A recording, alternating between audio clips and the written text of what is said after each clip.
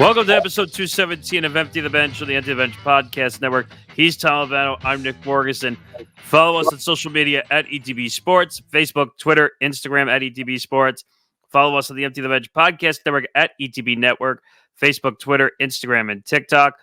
Make sure you go and subscribe to our YouTube channel, youtube.com/ETB Network for all our shows, including this one and many more. Make sure you follow our website, etbpodcast.com, for all the latest blogs and information, as well as other live streams and stuff we have coming up along the way. Also, audio platforms as well, Acast, Spotify, Apple Podcast, iHeart, Odyssey. We're on everywhere, so you can find us. We are also presented by WolfSpreads, which is expanded across our network, started on Football Friday, now on all our shows. You get the deal if you watch Football Friday. Same thing. 2,000 fantasy dollars every week. We compete in all our competitions, and whoever has the most profit wins. Keyword, not real money. So make sure this is a competition you can play without losing your house and putting all your money on the line.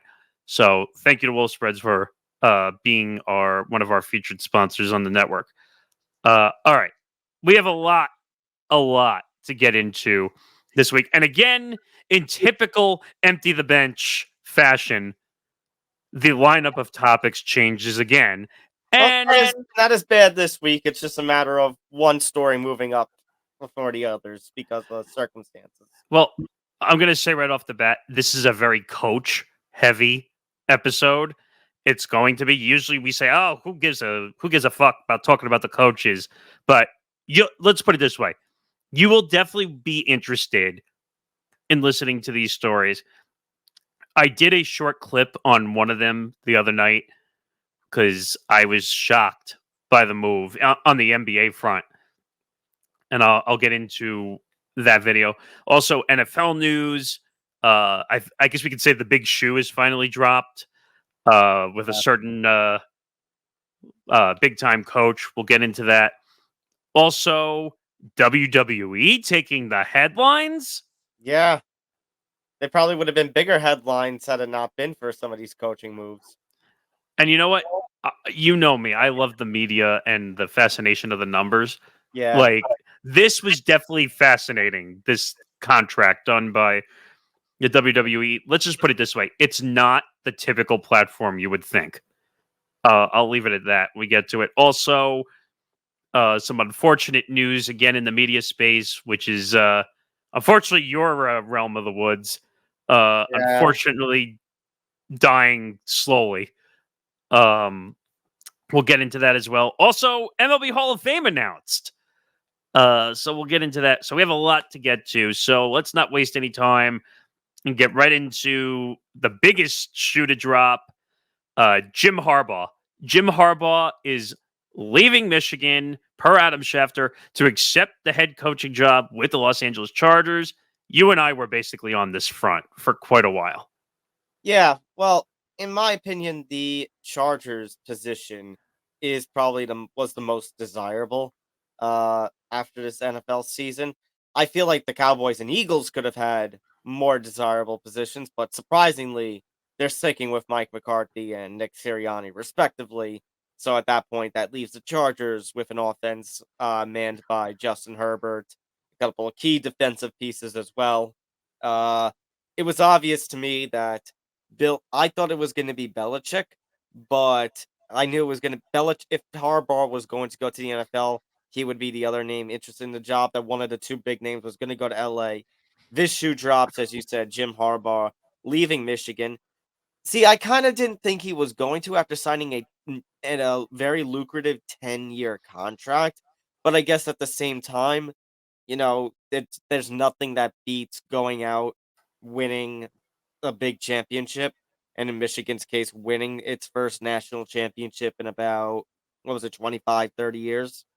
It was a significant amount of time. And also, if he were to win a title, it would be him and Pete Carroll, right? Who both would have won a national title and a Super Bowl. I think so. Oh, and I should clarify, an undefeated national championship, by the way. True. And you know what? He went out on a high. You can't go out any higher than winning a national title. I'm not surprised.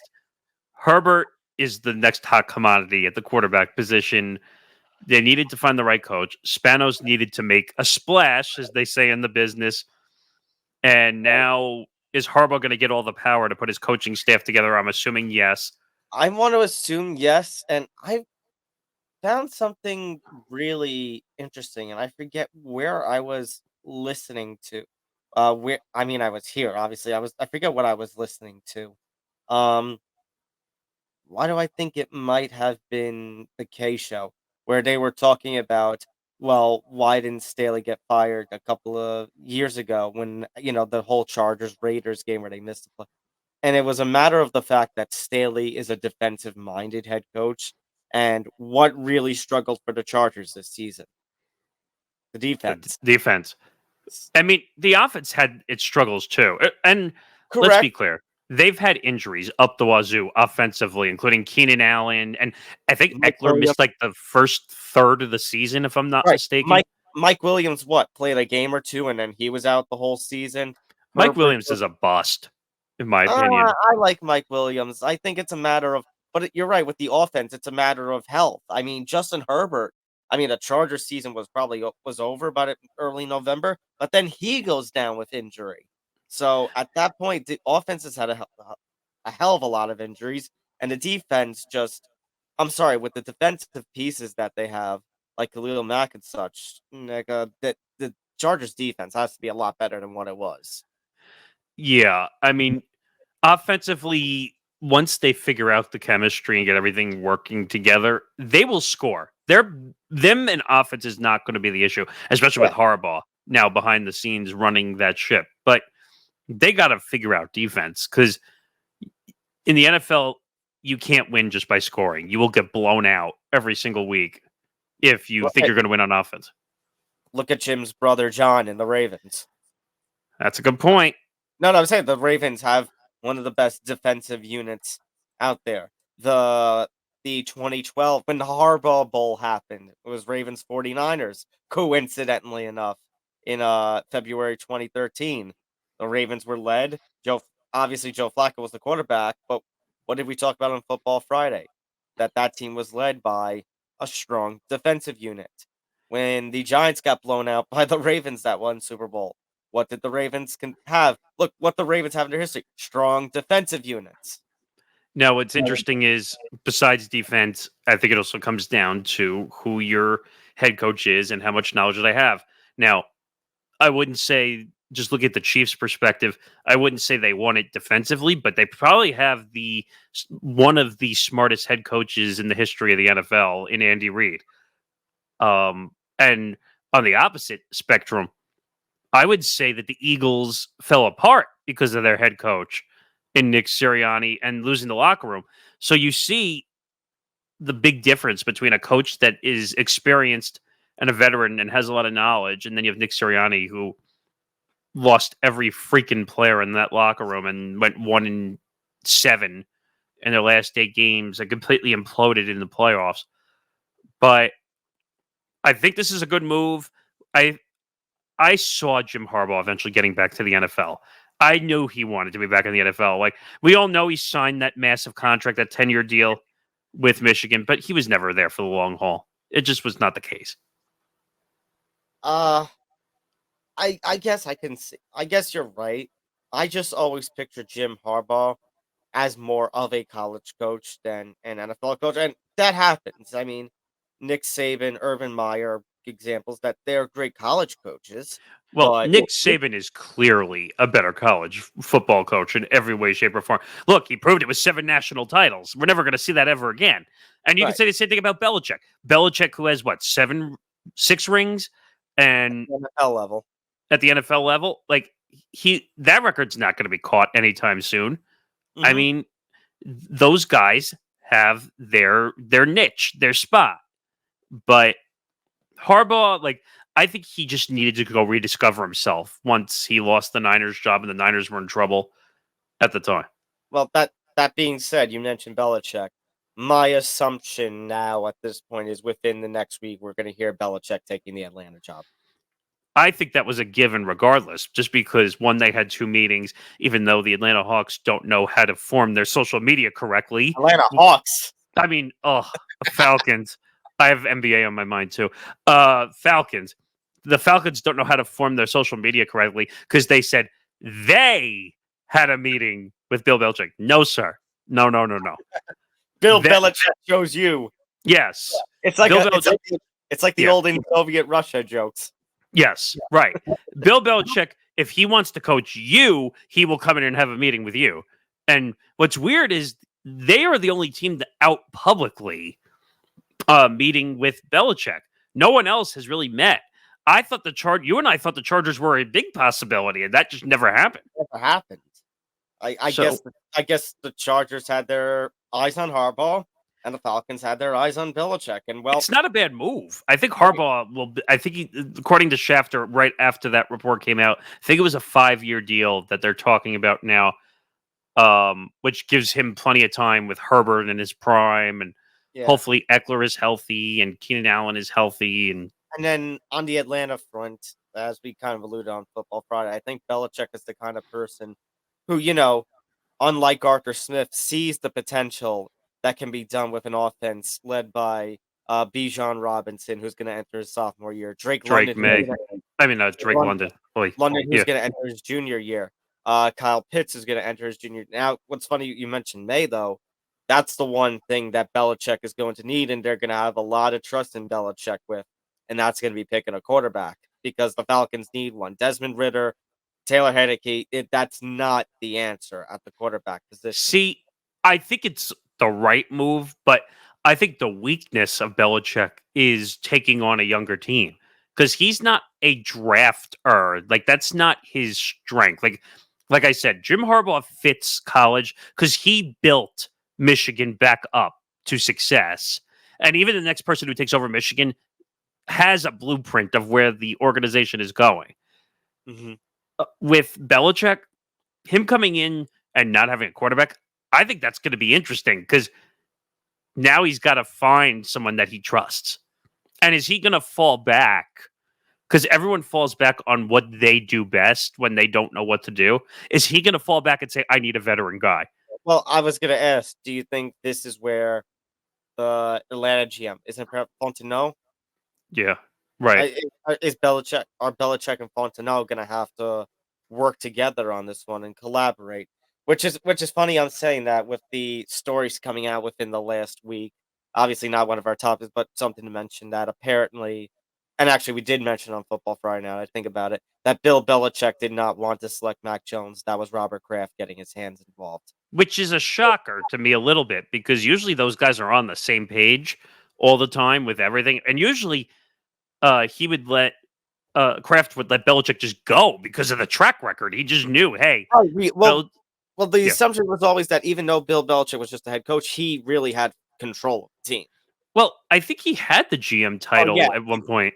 You're right. He did. You're right. So, and I think it was only in the last couple of years he finally just said, hey, I need to go out and get a GM because he's not doing what we need because young players are not his strong suit. Look at the team that the Patriots had for 20 years, including Tom Brady.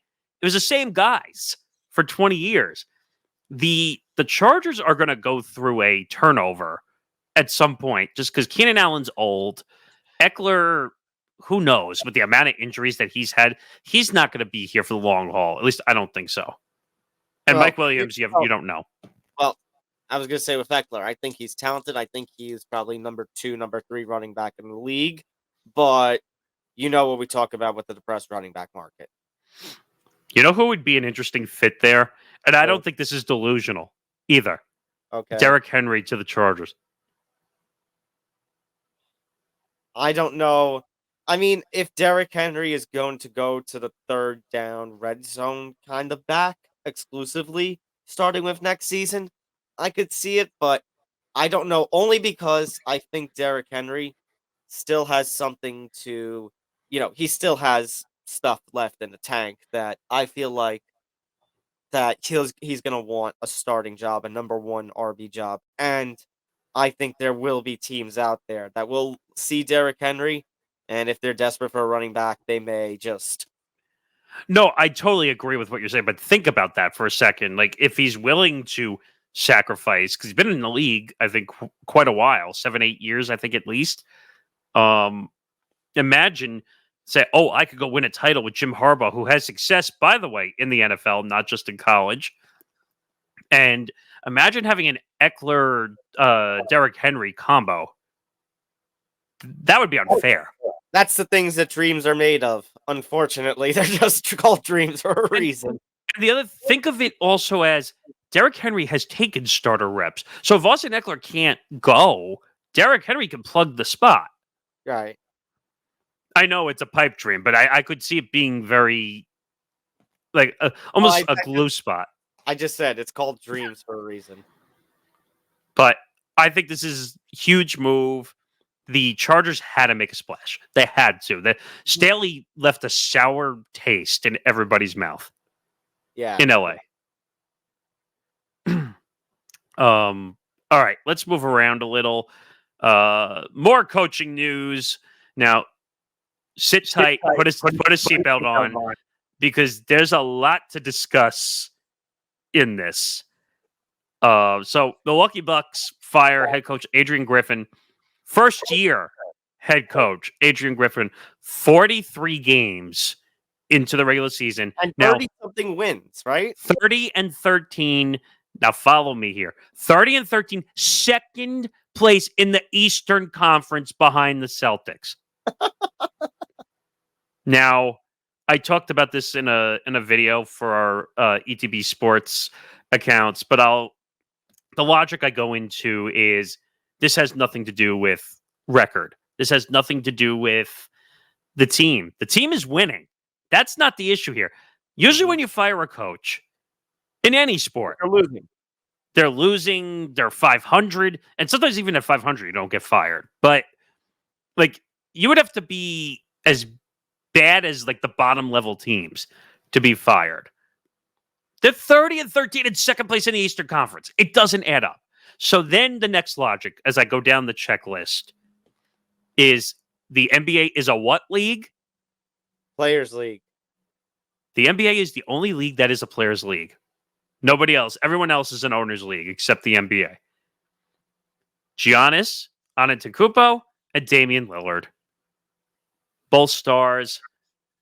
In my opinion, I said it in the video, they got him fired. Mm-hmm. They got him fired because there were reports, and it's our favorite term when a head coach loses the locker room. Oh, great. Yeah, so here's my question now, because you're Mr. NBA. I see. So the team goes and hires Doc Rivers, and we've talked about how great of a coach Doc Rivers can be. Granted, he has his flaws, which we'll get to in a second, but my question to you, which I asked last night, and I guess want more clarification, is it that they saw Doc Rivers out there and said, Adrian Griffin versus Doc Rivers, and Doc Rivers the bigger name, Doc Rivers the more accomplished coach, that obviously compared to a first year, that they just got Adrian Griffin out there because they wanted Doc Rivers? Or is this just exclusively a lost the locker room issue? I don't think it was an I want the Doc Rivers, because if they really wanted Doc Rivers, they could have had him in the offseason. If they really wanted him. Fair enough. They could have had anybody in the offseason, and they chose a first-year head coach who went supposedly went through 12, 13, 14 interviews to get the job. Which was surprising for me that they went with a first-year head coach anyway, despite the fact that, this is an NBA championship team. Well, yeah, with Giannis. And, and they struggled somewhat, but trading for... First of all, the biggest shock in the offseason for this team was when they traded for Dame in the offseason. That was the wild card team. No one heard the Bucks. We heard the Heat. We heard New York teams. We heard LA. Then we heard that they were just going to say, screw it, and just keep him. Which was probably in the long run would have been a mistake, because Portland is even worse now than they were the season before. And then they would have had dead cap issues with Dame making $60 million a year, which is insane. But I look back at this situation. Dame and Giannis got Adrian Griffin fired. Now, I know players they'll get if they saw this. Oh well, you guys are in the media. You don't understand the locker room. Yes, we do. We understand the locker rooms.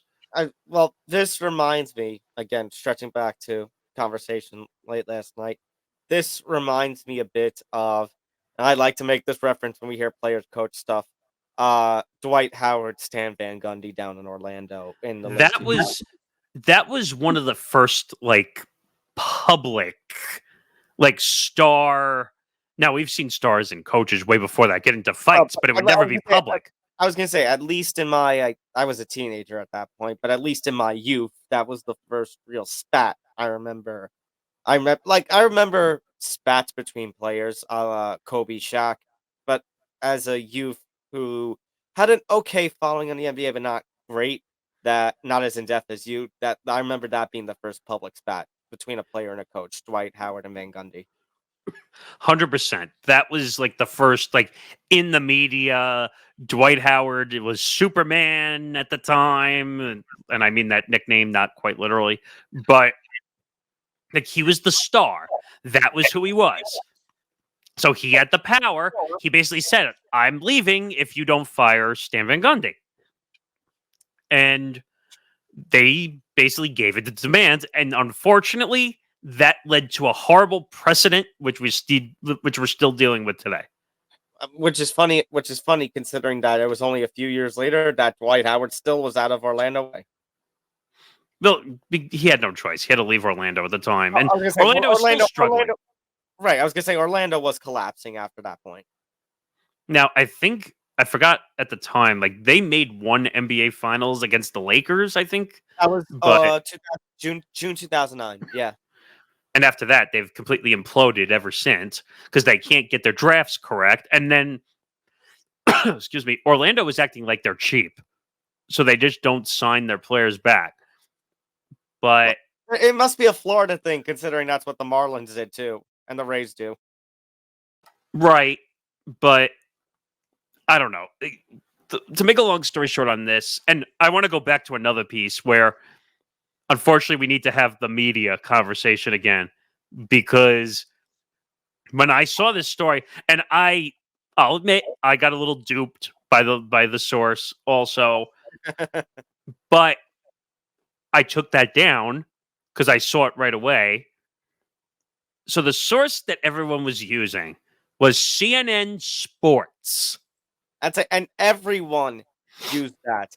Bleacher Report used that. TNT Sports, Turner Sports.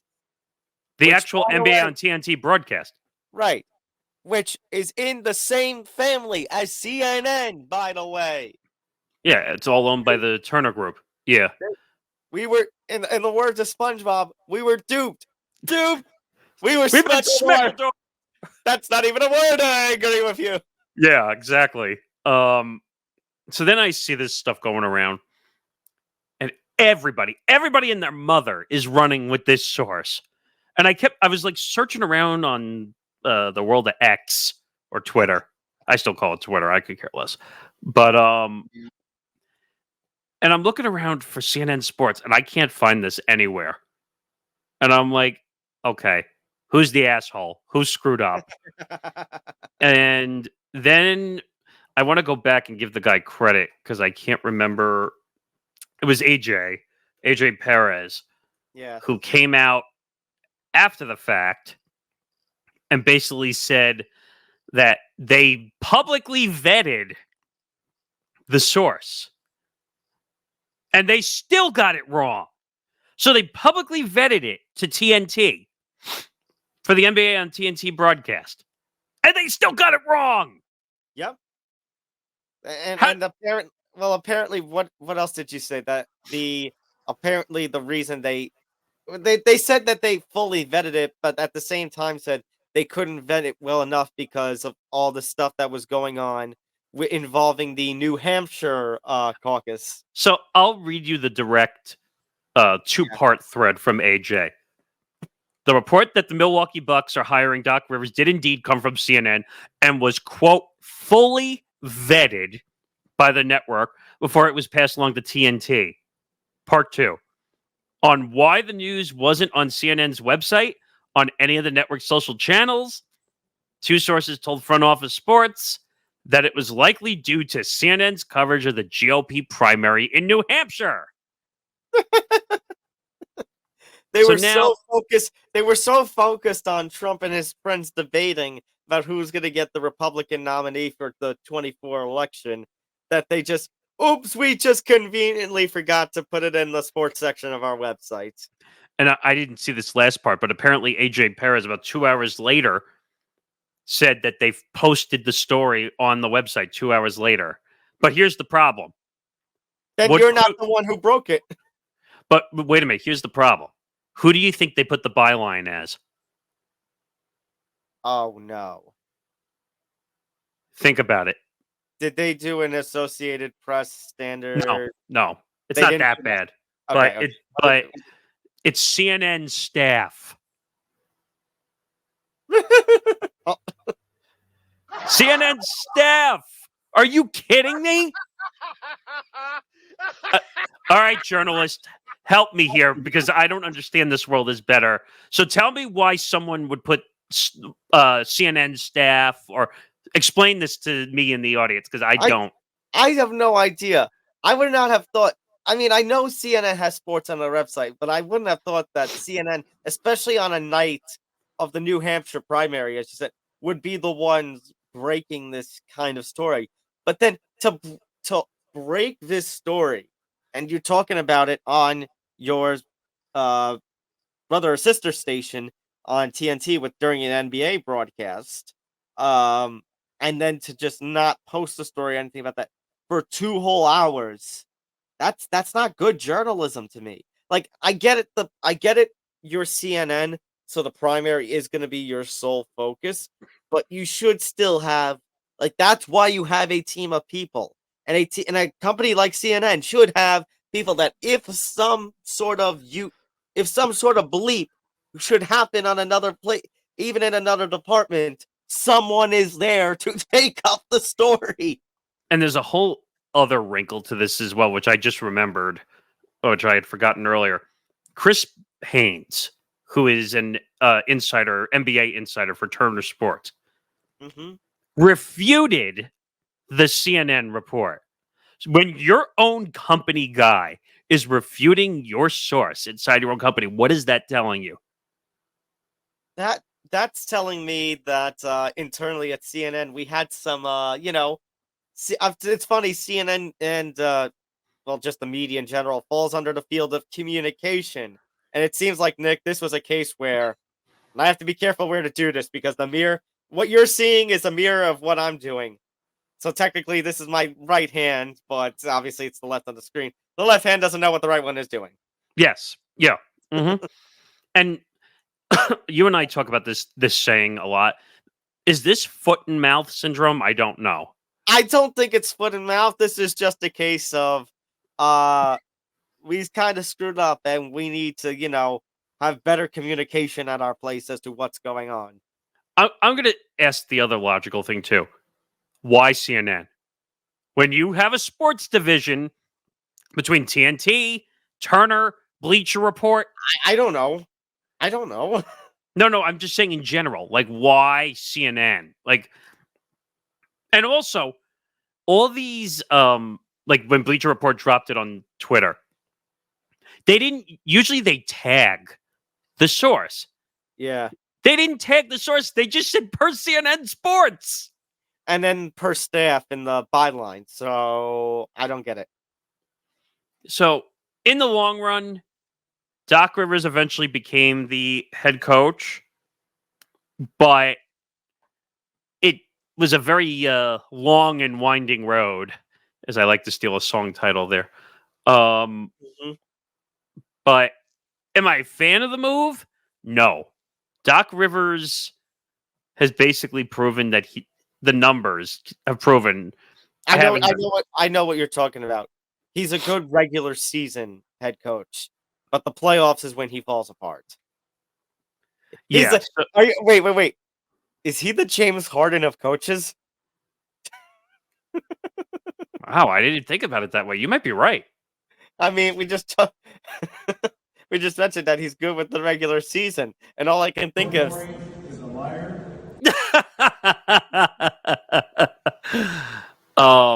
You know what? That's not very far fetched now that I'm thinking about it, because I actually I don't know if I actually want to say that because I have the numbers to back it up. So but I think I said but I think I might be a little too far fetched. I'm a little too far fetched only because he did coach the 2008 Celtics to their championship. So I feel like maybe it's a little bit of a stretch because he does have one ring compared to oh, darn it, now I just lost the thing. Okay. Is a liar. That's to compare it to him. Right, but I'll give you the numbers since you want to compare it to James Harden. Okay. Doc Rivers has lost an NBA record 32 closeout games. Doc Rivers has lost an NBA record 7 series when leading 3-2.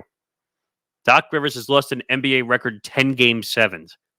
Oh, Doc Rivers has lost an NBA record 12 series when holding a series lead. So I guess you could say technically it is a little bit of James Harden. I guess you can say that. Yeah. I mean, he is to coaching. Let me say because I don't want to tarnish him too much because I just said he does have the one ring. So let me put it. He is to coaching what James Harden and Chris Paul are to playing in that when it's time to be Mr. Clutch, when it's time for lights up, game on, game 7, whatever. It's not like it's the opposite of Steph Curry in the playoffs. You can't get over the hump. I was going to say there is one significant difference between Doc Rivers and James Harden. He's fat. So, and I guess the argument against that when I say, well, he does have one ring, I guess the argument's going to be, well, that was 16 years ago. Right, but Doc Rivers at least has a coaching pedigree as opposed to James Harden, who's got nothing, to be honest. Fair enough. But yeah, is this a good move? Time will tell. I don't know what the whole contract is. They call it a significant contract, but what's a significant contract? Is that the rest of the year? Is that 2 years? I doubt it's long term. Doc Rivers was working for ESPN. People forget. So I don't know. And now ESPN's got to find a new analyst and where they want to put. Hey, maybe they could rehire Stan Van Gundy. Yeah, well, if it was only that simple. I think he's doing work for Turner anyway right now, along with his brother. So I know, but hey, all of a sudden those cuts coming back to backfire now a little bit, aren't they? Well, no one thought Doc Rivers was ever going to go back. No one thought Adrian Griffin was going to get fired after 13 starts. And which I think is the main point to this story, even though I don't want to get caught up in a whole debate about Doc Rivers' accomplishments and the James Harden comparison. It's shocking that a coach, a first-year head coach, on a team with 30-plus wins is getting canned. Yeah, that's more the issue. And one thing I want to point out also, people need to relax on the race front, okay? Because people are saying that he's a black head coach and he got fired. Again, I don't know the whole story, but that's not why he got fired. That's not why he got fired. He got fired because 2 stars probably said that he's bad for the locker room. Correct. Oh, and by the way, since you said RELAX. It was only a matter of time. All right, let's go on the court. Let's talk about something positive, okay? Yes. Joel Embiid drops 70 points versus Victor Wembanyama and the Spurs. Joel Embiid absolutely dominated Victor Wembanyama in every way, shape, or form. It's only every once in a while that we see legendary performances like this. I think back to, obviously there's Wilt with the 100 points. There's also Kobe Bryant, Madison Square Garden. Kobe Bryant, didn't he drop like 61 once? No, he dropped 81. 81. Against the Raptors in Toronto, 81. I think. Or was that LA? I can't remember now. But I know it was 81. That that was an incredible day too. I'll never forget that day either. But he did beat Wilt's record as a Sixer. For a Sixer, yes. So he broke Wilt's record for most points in a single game as a 76er. Obviously, Wilt had his 100 points. That wasn't with Philadelphia. But Right. but gotta give credit where credit is due, and that is that Joel Embiid. I mean, we talked about it, Nick. The direction that Philadelphia could be going in, and you just think, well, what's Philadelphia's record as of this point? Let me look. I'll get that for you. They're up there. They're in the top 5 in the conference. I know that. Which is funny because I remember the concern we had going into this season, Nick, about, well, are the 76ers, after the James Harden trade, are they going to go in a downward direction? And then all of a sudden Embiid, is it going to be so much, is it going to be so much drama in there that Embiid leaves? But that's proven to be so far not the case. So they're 1 behind Milwaukee. They're 29-13. Joel Embiid is the MVP. Legitimately this time. But there is concern about him missing games because of the NBA's all new rule that if you miss a certain amount of games, you can't be MVP. Yeah, well, the NBA doesn't give a shit about marketing their proper players. The NBA, I'll say, how the NBA is going to treat its awards these days is how I treat the MLB Hall of Fame, which we'll get to in a little bit. By the way, I don't know if Embiid still has the record going on, but he's got like 30 straight games of like 20 plus, like 20 and 20, or not 20 and 20, but it was 30 and like 10. Like he had an incredible record going on at some point in this stretch where, like, talking from a numbers gambling perspective, he was hitting overs that you would think would never be hit. Mm-hmm. Like the other night when I played it again, silly me on that night, points and rebounds over under 48.5, which is a big number. I don't care who you are. Like, as a star, to have a combo of 48.5, that's a good night. That's an amazing night for most players. For Joel Embiid, that's a slow night at the office. Yeah. Which you wouldn't think. And then, of course, he puts up a 70 piece, and I'm like, oh, God, was I wrong that night? But if he's healthy, and with James Harden off this team, they might make a run. You might be right. They might actually make a run on this one. You know what this also proves? James Harden is a cancer on NBA teams. And everywhere he's gone, he's destroyed everything, except for the Clippers, who are actually not playing terrible basketball. For now. For now. Is a liar. That's like the Avenue Q song. It's only for now, for now. Yeah, basically. Yeah. So the Clippers are actually 4th in the Western Conference right now, which is actually pretty good for a James Harden team. That is. But, I'm happy for Embiid. If he can stay healthy, he should. And let me air quote that, should be the MVP. Yep. This incredible record of 30 plus and averaging a double-double on a 30-10, which is incredible. Mm-hmm. Yeah, incredible record. Obviously beating the Chamberlain record. Listen to these stat lines. He shot 24 for 41. He took 41 shots in a game. 41. And from the field, 21 for 23 from the free throw line. That's unbelievable. First of all, if you're getting 21 free throws in a night, you're playing bully ball down low. Yeah, people are fouling you left and right. And let's not forget, he had 2 threes. Think about his height. He's got to be close to 7 foot, I would think. He shoots the 3 pretty well. He does. For a man his size. And by the way, did you see on the same night that Karl Anthony Towns had 62 points? Yeah. so much for KAT. Oh, I thought I had a legendary game. You got outscored. 70? What? But you know what? In all seriousness, it is kind of cool that 2 legendary performances on the same night. That's got to go in NBA history. What sucks, though, is that the Timberwolves lost with him scoring 62. Yeah, I'd feel Which- pretty pissed. Like, what does that tell? I mean, I've said this for a long time. Karl Anthony Towns needs to go find another team that he can team up with and win, because he's never going to win with the Timberwolves. Mhm. Joel Embiid with the right pieces, they will. I'm hoping they will win a title.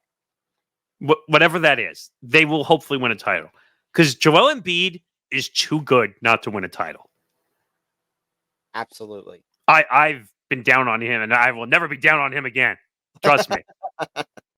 So All right. Let's go over to my neck of the woods now. I Let's love go this next story. All right, we're gonna go over to the combat world. Except we're gonna go to it's a debatable part of the combat world because it's predetermined. Well, We're going- which part is first? I was going to ask you Let's of those go to two. this one because I think this one's the bigger one. Not that the other one isn't big, because I love the guy in the next story, but I'll read the story coming to us from Variety. In a Well, major shakeup. Wait 1 second. I got to do something first. Okay, go ahead. I think you should hit 2 more times considering the number. In a major shakeup, WWE has struck a deal with Netflix that will see its flagship weekly live show, live pro wrestling show, begin airing exclusively on the streaming giant beginning in January 2025. This will mark the first time in its 3-decade history that Monday Night Raw will not air new episodes on a linear television network.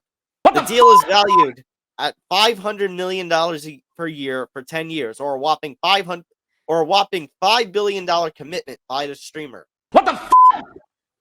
There's more. Netflix has the option to opt out after the initial 5 years and to extend for an additional 10 years after that. What the? Sources say WWE's current 5-year deal for U.S. rights to Raw with NBC Universal, because they re-upped Raw with the USA Network back in, I think, 2018 for 2019. Because they always do the TV deals 1 year. Hopefully this makes sense, Nick, to you. 1 year before the are set to expire. That's with deal- every big deal. They always do that. Yeah.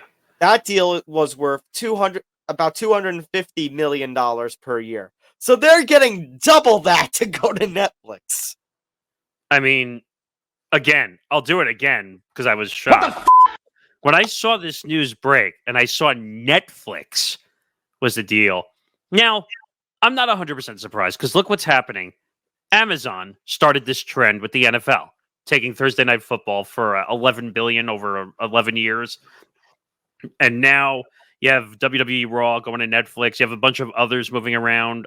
What was the other? Monday Night of the Raw. Yeah. So what's going to happen is SmackDown, which had been on Fox in that big $1 billion deal, SmackDown USA Network, after losing Raw, will now get the Friday Night SmackDown show. NXT, which also had been on, it was originally a network exclusive show, but then with the rise of AEW, they moved NXT over to the USA Network. Now that's going to go to the CW on Tuesday nights. What? Well, wait a minute. I said this to you the other night. CW? Who gives a I'm sorry to say this, but who gives a fuck about the CW network? But then I told you, well, they just got the Inside the NFL show that was airing on Showtime after Showtime closed its sports department. I guess CW is trying to make a push. Well, I think they might have gotten lucky because HBO was damaged goods. So they basically said, all right, and it's up for grabs, whoever wants it. But now, yeah. just to give a little more clarification, because obviously WWE is a global brand. Under the deal, Netflix will become the exclusive home of Raw in the US, Canada, the UK, Latin America, and other territories once the deal begins, with more countries and regions to be added over time. Netflix will also become the television home for all WWE shows outside the US that includes fellow weekly shows SmackDown and NXT, as well as annual live events like WrestleMania, SummerSlam, the Royal Rumble, as well as documentaries, original series, and additional projects. That's what I said. So you know what this is telling me then?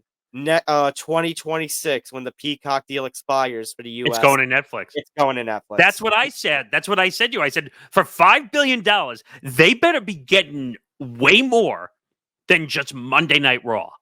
There is no way for $5 billion that they were just getting one show. That would have been insane. It looks like by that standard, what's going to happen is all the international play, because the WWE Network, the only place that doesn't have the WWE Network as a standalone service like it used to be is the United States. This Peacock deal is US exclusive. Well, so that tells me what's going to happen. Wait, Nick, what's going to happen then is internationally, where it's still the WWE Network, will transition to Netflix, I guess, as a test run, and then once 26 arrives, it flips over.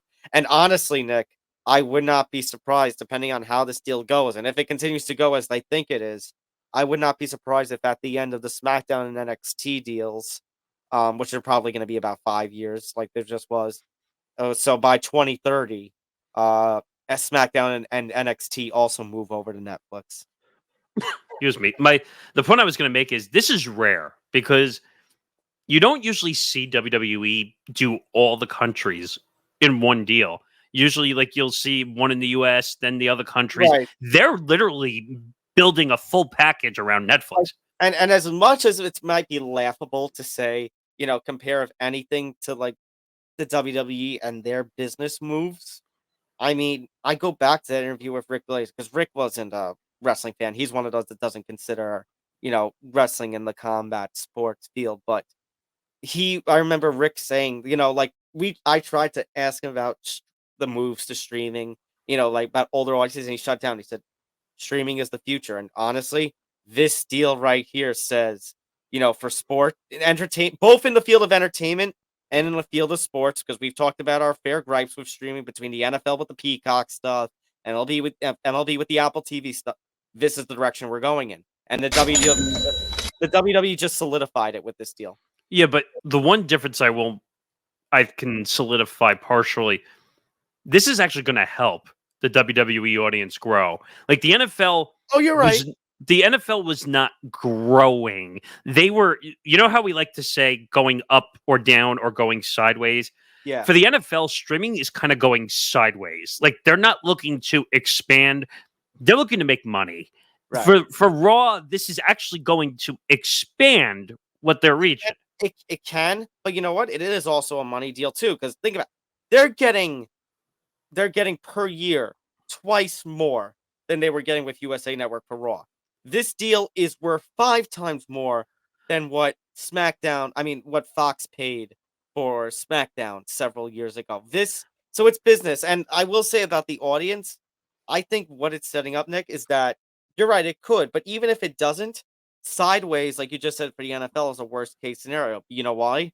Because the WWE does something that some companies and some sports leagues fail to do, and that is that they utilize their social media well. That if you can't sit down and watch the full 3 hours, which, by the way, it's now going to be on Netflix, they're not going to run ads for subscribers.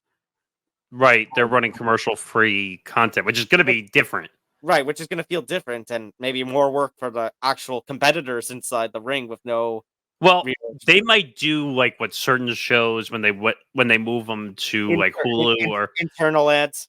No, not even internally. They'll do like little things that like are off to the side within the broadcast, like that act like breaks. Right, or the picture-in-picture. Yeah.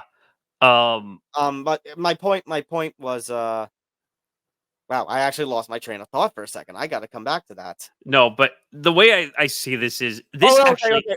Sorry. I just thought, what I was saying was about how they utilize their social media. That if you can't sit down and watch the full 3 hours of Raw or the 2 hours of SmackDown, you can watch it in snippets on Hulu or on their YouTube channel or such. WWE is the master of social media. That's how they grow. That's how, because you and I see it all the time when we're doing stuff for our shows and stuff. Like a WWE clip just pops up out of the blue. You're like, whoa, how'd that happen? Like, yeah, that they're the masters of surprise, as I like to call it, where they throw you a clip that you didn't expect, and now you're going to click on it, and that's going to add to their numbers, and that helps their back end.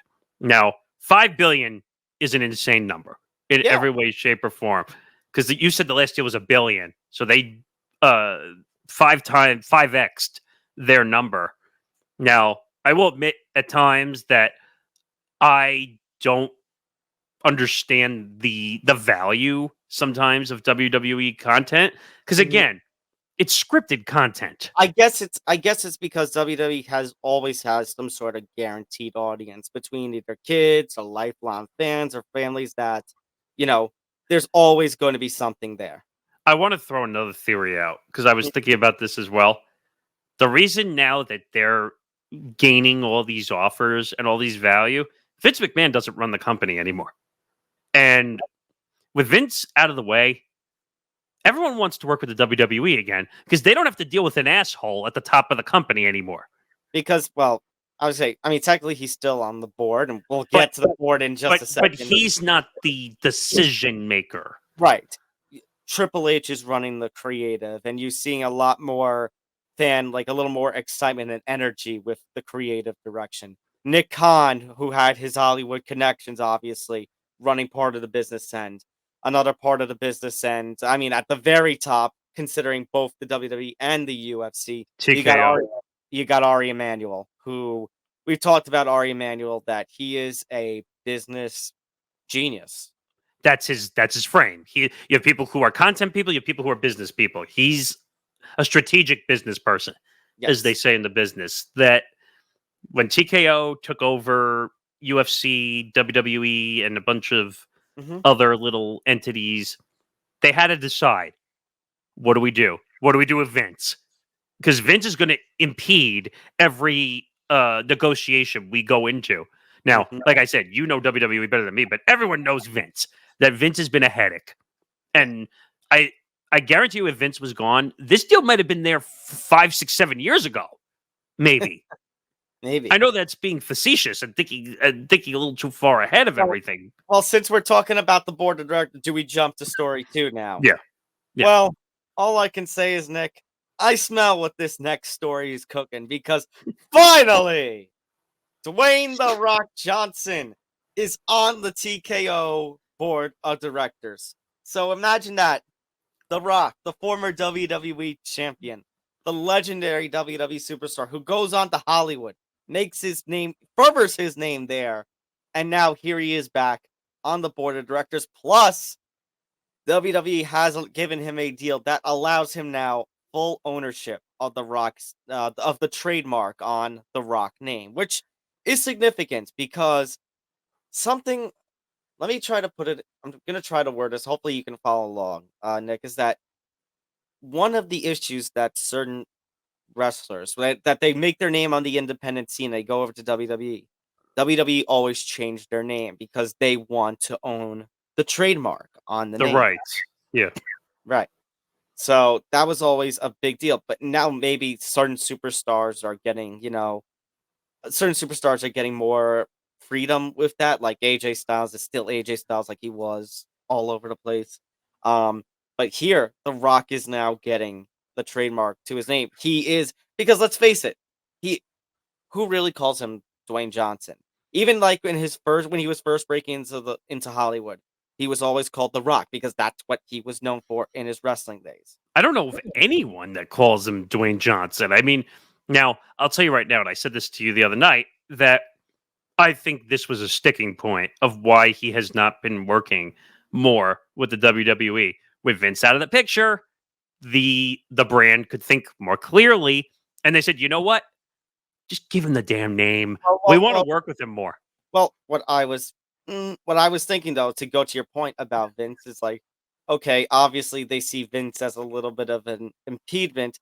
Is there a likable personality? Is there somebody likable that has WWE connection outside that's universally like, oh, hey, The Rock, and now we flick him in there, and now you get to interact with not just Vince, but you get The Rock, and you get Triple H, and you get Nick Khan. So it's you know what though, The Rock is the likable board member, right? Basically, where they could say, all right, we can go to if Vince is still making decisions, but he's The Rock is the face of the brand. Well, not the face of the brand, but And if they want the happy moments, they'll go to The Rock. He'll be the sell, and then you have guys like Ari, what's his name, Emmanuel. Ari Emanuel, Nick Khan. That if they are the closers. The Rock is the setup man, and those two guys are the closer. They close the deals once The Rock says, "All right, let me sell you on this. I'm going to talk to the sponsors. I wonder, even though they haven't said it, I wonder if The Rock helped with the Netflix deal at all I don't behind know the about scenes. that. I don't No, know. no, but like he's a name. I know, but I only say that because it's been like a year or so that WWE's been working on the TV deal. No, but I'm saying maybe pushing it over the finish line, maybe. Mhm. But no, this will help the WWE having The Rock on the board. And if I'm not mistaken, I thought I heard The Rock in an interview over the last week saying that him and Triple H would be a massive fight or whatever. No, Roman. Oh, was it Roman? Okay. Roman. Yeah, that's been a very big story because The Rock came out a couple of weeks ago on Raw, and he did this whole little thing at his spiel at the end about, oh, where should I sit when I go out to eat in whatever city they were in? And it's like at the bar, at a booth, or should I sit at the head of the table? That's Roman's nickname. And they've teased for years about a Roman Rock match because they're part of the Anoa'i family, the legendary Samoan wrestling family. Um, and I guess finally now with WrestleMania 40 coming in April, that might happen. I think that runs a little bit into one Cody Rhodes and the idea of him completing a story. So we'll see where that goes. But yeah, that would be one of the biggest fights in history if they had Roman Reigns and The Rock.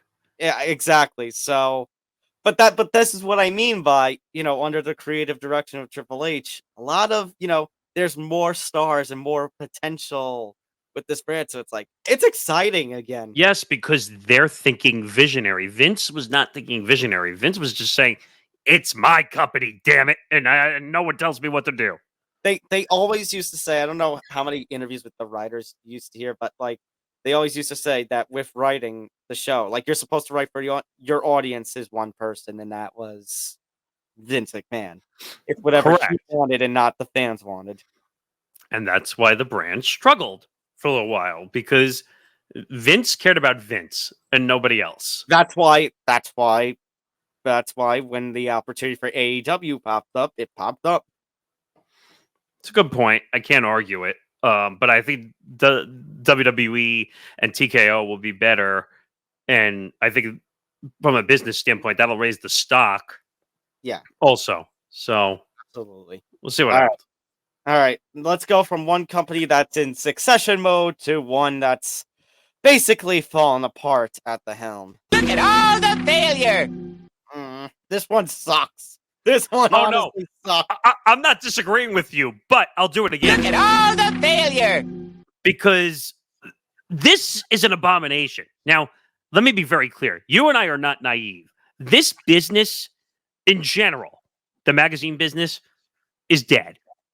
Well, I know Sports Illustrated, specifically itself, Sports Illustrated has had its struggles. Obviously, I know they all talk about online the controversy about I think it was this year. Was it this year or last year? The swimsuit issue. It was about last year. about the person they put on the cover. I think actually in terms of controversy, I think it was late last year, Nick. Remember when they caught we're using AI? The AI Stories, names. The AI stories and names, yeah. That was bizarre. We covered that story on an episode, and you and I were just beside ourselves. Like, just how lazy they are. Now, unfortunately, that's making its way over to radio, too.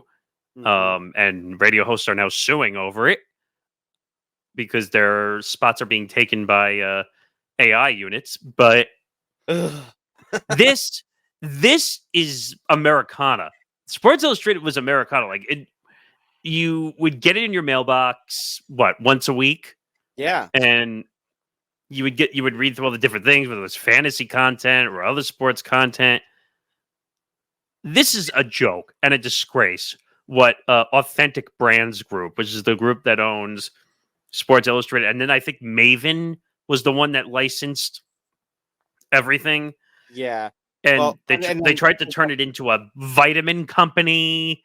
You have the under Authentic Brands, they tried so much structure. They tried to use the name. Let's just be real. How they were going to use the Sports Illustrated name, and I guess now, obviously there's still the Sports Illustrated Media Network, which is my co-host Zan, MMA Outsiders. But you're talking about Fan Nation.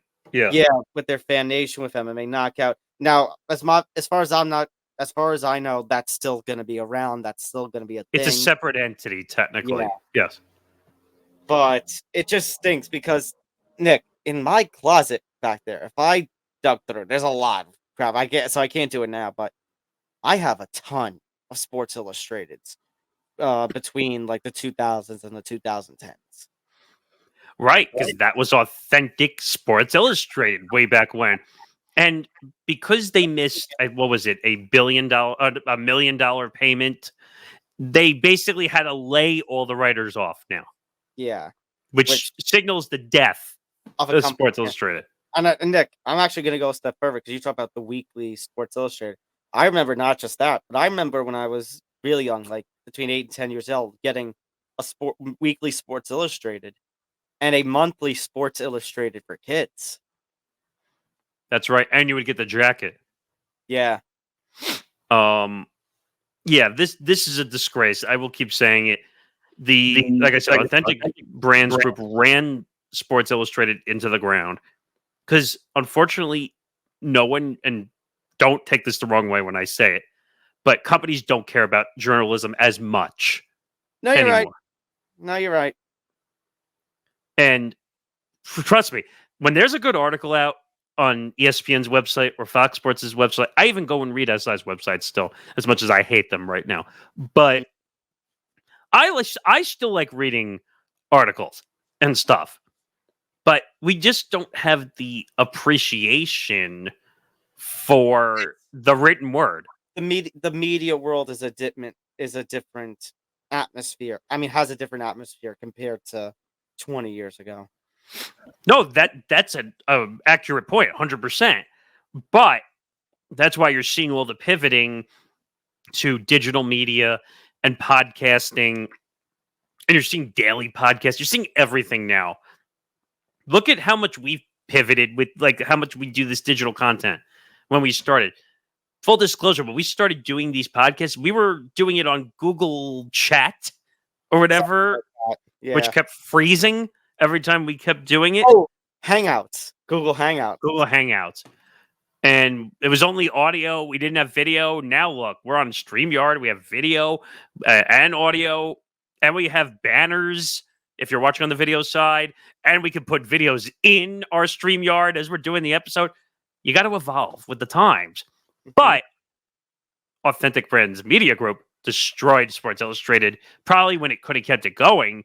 Because there is a subsection of people out there who know the Sports Illustrated brand. Yeah.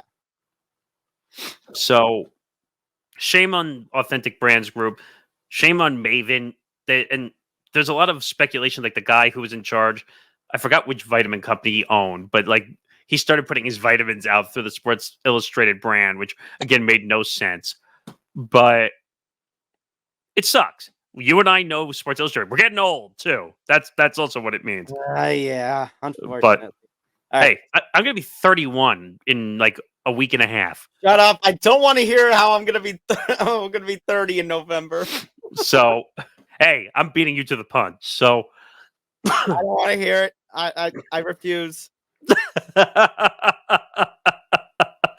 Oh, last story. Well, speaking of old, the MLB Hall of Fame. Yeah, I see these 3 names on the Hall of Fame now. Now I really feel old. Yeah, so Adrian Beltre, Todd Helton, and Joe Mauer are now in the Hall of Fame. Jim Leyland, by the way, was already going to be inducted. He was in the Veterans Committee, I believe they're called. Correct. Yes. Because he retired as a manager, I want to say 2013, and now they've selected him. And I don't think we got the chance to talk about him before, but I mean, legendary run, Jim Leyland. So definitely well deserved. Adrian Beltre, well deserved. 3,000 hits, legendary name. And he was, and I think this is where some of the controversy surrounding the likes of Mauer and Helton are, Nick, and that's Beltre. He was successful. I shouldn't say successful, very successful in every different kind of caliber. He could hit for contact. He could hit for power. he was a great fielder and then transitioned into a great designated hitter. And then obviously he was yeah, so he had those. I don't know what his final stat line. What did you say for his RBIs? He had What for Beltre? yeah, 1,700 plus RBIs. 1,700 plus RBIs, right? So he obviously definitely deserved it. Also 4-time All-Star, 5-time Gold Glove, led the league in home runs at one point. That's how he got his one big contract. I think out of LA, he had like a almost 50 home run year. Yeah, that's when he went to the Mariners, spent a year with the Red Sox, and then he was with the Rangers for all the later part of his career. So Beltre of these three is the big one, in my opinion. Todd Helton, a lot of people are going to debate. He did have the numbers. He had 477 career home runs. He hit 316. He's got the numbers, but people are going to debate the Rockies situation. Right. But it also feels like, Nick, and I don't want you or Mr. Helton to take offense to it, because I love Todd Helton. I think you could debate either him or Larry Walker. I put Helton at 2. I still think Larry Walker is still Mr. Rocky. Yeah, I agree with you on that one. I think Walker was a better player overall. I think only also because Larry Walker was a Rocky when I first started getting into baseball. Like, I remember playing the old Backyard Baseball 2001, and when you selected Larry Walker, he was wearing the Rockies cap. And then Todd Helton took his place a couple of years later. But like, a lot of it was the early 2000s, and he played through 2013. So he had his one big year in 2000. Still had a couple of strong years after that. But then it's like the later part of his career, he was there. He wasn't winning all the rewards and getting the All-Stars and such. The one thing I will say about Helton is Mr. Consistency. Every year he put up his numbers. I will give him that. I will give him that. You're right. And a Gold Glove almost every year at first base. Probably one of the better defensive first basemen in the history of baseball. I would say up there with like the Oleroods of the game at first base. And that's also, by the way, what I'll give Joe Mauer credit for, defensively couching. Couching's a tough position. He also made the tough well, I shouldn't say tough, but made the transition from catcher to first to save his career because he got hurt. He was one of the ones that had one of the first collisions before they changed the rule, I think. And then guess what, Nick? He succeeded at first base as well. So he was good at 2 positions. And then eventually became a DH just because he couldn't play the field anymore. Right. He was an MVP. He was a 3-time AL batting champion. I remember the 2006 year was him and Jeter. Yeah, I still hold a little bit against that because it was Jeter. Right. And Jeter. The one thing I will say, though, is his numbers are quite low of this group by far. He didn't hit. I think he had 165 career home runs, which is that wasn't his game. His game was to hit for average. I think he had a batting title at least once, if I'm not mistaken. There was my question. Well, that was going to be my question, Nick. Is that I love these 3 guys because these 3 I grew up watching. But is this a kind of a weaker Hall of Fame class? Yes, by far, absolutely. The last couple of years, we only had one guy get in. The past couple of years, I'd say, but even with a class of 3, it's still kind of weak. And I feel so bad for Billy Wagner because I've talked about that. I think Wagner should be in all, and he missed by 4 votes. That's right. Wagner's going to get in at some point. It's a matter of when. He also made history with the first combined no-hitter with the Astros. Right. There's plenty of history when he was with Philly, dominating closer. After that, in the ballot rankings was Carlos Beltran, who had, I think, 58%. He had a very significant jump. I think he jumped up about 10 or 20 points in the Hall of Fame thing. So I guess it's a matter of, as the years go on, if new and old, old writers become newer, how much are people going to hold the Astros thing against them? Because should it? Probably. But then you go back to that point, Nick, where, hold on a second, where's the banner? You go back to how this guy did nothing. Like, how is it fair that Carlos Beltran was the only Astro to take the blunt of that? And that was even after he moved on and was trying to be the Mets manager. Like no Altuve or Bregman or anything took the brunt of that cheating scandal. It's still Well, to this day unfair. I would say it was Beltre and it was Cora. Also, both But none of the other players, and I'm more younger players. correct. So Altuve didn't take it. Bregman didn't take it. Those guys didn't take the brunt. But in my opinion, this is going to sound harsh, but I don't think Mauer's a Hall of Famer, to be honest. He doesn't have the numbers, in my opinion. Don't get me wrong. He's one of the greatest hitters for average in the history of baseball. But he didn't win anything. And I know people keep saying, like, oh, well, winning doesn't count towards... Come on. You don't think the writers take it into account a little bit? But then I throw Helton into question, too. Agreed. But Helton's numbers were way, way, way better than Mauer. I would say way better. 477 home runs? Okay, the home runs, except the home runs category. I'll give you that. And also, Helton averaged 316. Mauer averaged 306. Now, I agree, if you were going to say it, that it's Colorado. I get it. But you still have to hit the ball. That's like the same thing, the stupid argument they make with... Well, not stupid, but the argument they make with the steroids. You could take steroids as much as you want, but you still got to hit the baseball. Well, okay, so funny enough that you say that. So then after Beltran, it dropped significantly. The next person after him was A-Rod with about 35%. Okay, the reason A-Rod is not going to get in is not because of the steroids, because of his attitude towards and perception of himself. But you know my feeling about that. The fact that he's not in, Bonds isn't in, Schilling's not in, and we're being very selective Ortiz. and choosy with this stuff. And I'll throw you another question in there, because now it's starting to get talked about in Yankeeville with Helton and Mauer going in. Where's Bernie Williams then? The weird thing about Bernie Williams is fantastic player, amazing player in Yankee history, but he was never like the entertainment dominant. He was the non-showy player. So like no people forgot that he was there at times. But I don't think that should be penalized. I'm not saying it should be penalized. I want to look up the Bernie Williams stats because I don't remember exactly. But it goes back to my point of what I was going to say about that. I can't really take, as much as we're talking about, I can't take this crap seriously, because to the older writers, our era of baseball never existed. So I'm looking at the numbers. He had 2,336 hits, 287 home runs, so he's close to 300. Career batting average of 297. That's really good. 1,257 RBIs, 147 stolen bases. He's a five-time All-Star, 4-time Gold Glove, a batting title, a Silver Slugger, 4-time World Series. He definitely fits the criteria.